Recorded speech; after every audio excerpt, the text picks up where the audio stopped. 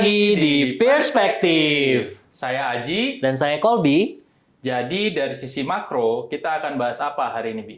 Pada hari ini, kami akan membahas tentang neraca pembayaran Indonesia atau NPI, sentimen global, serta dampaknya terhadap perkembangan suku bunga BI. Wah, ini penting banget untuk melihat kondisi sektor properti terakhir di Indonesia. Jadi, saksikan terus episode kali ini ya. Kami mulai dari pembahasan singkat terkait neraca pembayaran Indonesia atau NPI. NPI tercatat mengalami defisit terbatas pada kuartal 2 2024. Defisit terbatas ini cenderung disebabkan oleh pelebaran defisit transaksi berjalan yang terbatasi oleh surplus dari transaksi finansial. Defisit transaksi berjalan melebar pada kuartal 2 2024 diakibatkan oleh pelebaran defisit dari sisi neraca perdagangan jasa serta pendapatan primer, yang kemudian masih dibatasi oleh peningkatan surplus neraca perdagangan barang. Peningkatan wisatawan yang berkunjung ke luar negeri yang melampaui peningkatan wisatawan mancanegara yang berkunjung ke dalam negeri menjadi salah satu faktor utama peningkatan defisit transaksi jasa.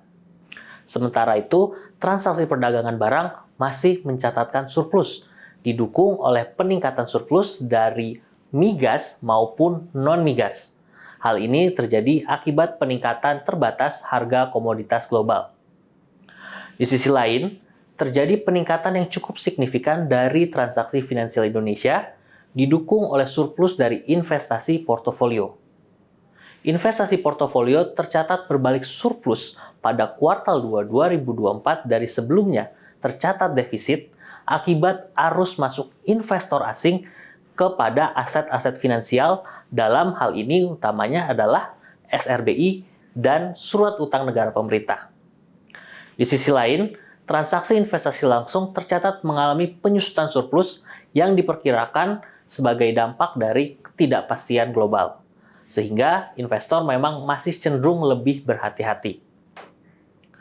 Dari update perekonomian global, sentimen global membaik dalam 1-2 bulan terakhir, akibat data-data yang mendukung ekspektasi penurunan suku bunga The Fed yang diikuti oleh sinyal jelas dari anggota The Fed terkait arah kebijakan moneter mereka.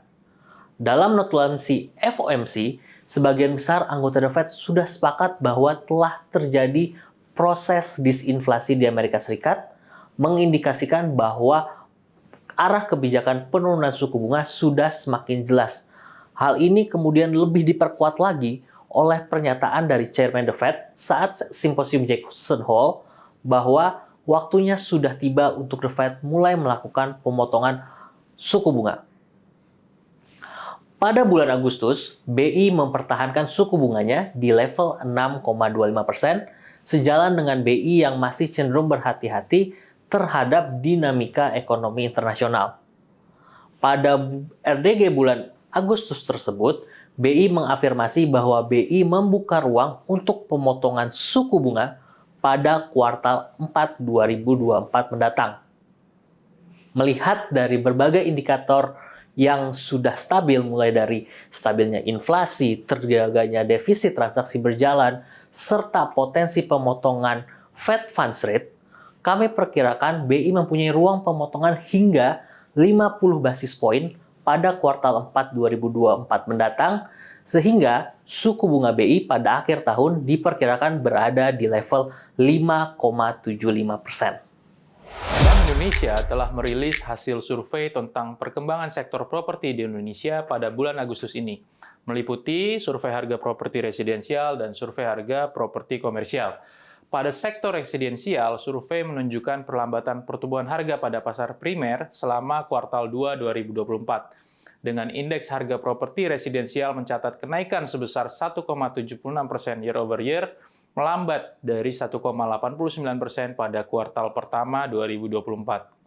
Perlambatan ini terlihat di semua kategori, di mana segmen menengah mencatat kenaikan harga terendah, yaitu 1,45%, diikuti oleh segmen besar dengan 1,47% dan segmen kecil dengan 2,09%.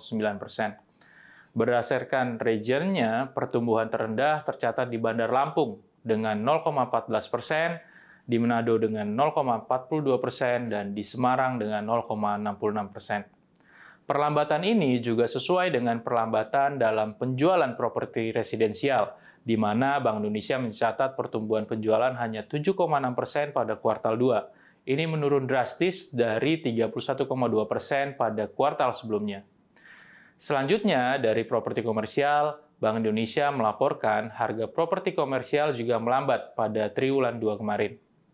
Hal tersebut terlihat dari pertumbuhan indeks harga properti komersial yang tercatat sebesar 0,64%, ini melambat dari 0,7% pada kuartal sebelumnya.